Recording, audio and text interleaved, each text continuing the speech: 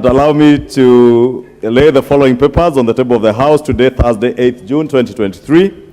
The Kenya Biovaccine Institute Limited accounts, the financial statements for the following institutions for the financial year ended 30th June 2022.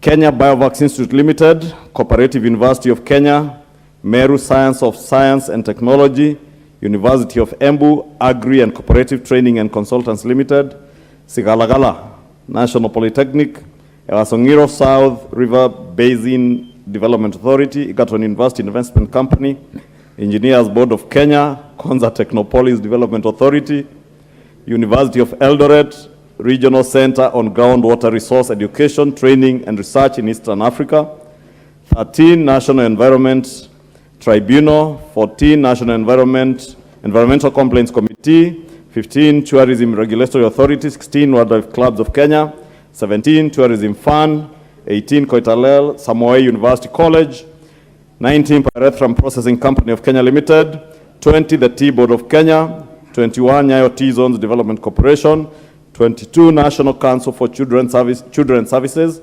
23 Kenya Airports Authority, 24 Kenyatta International Convention Center, 25 Kenya Forestry Research Institute, 26 Adi Waterworks Development Agency.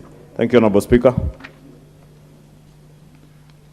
Chairperson, Departmental Committee on Justice and Legal Affairs.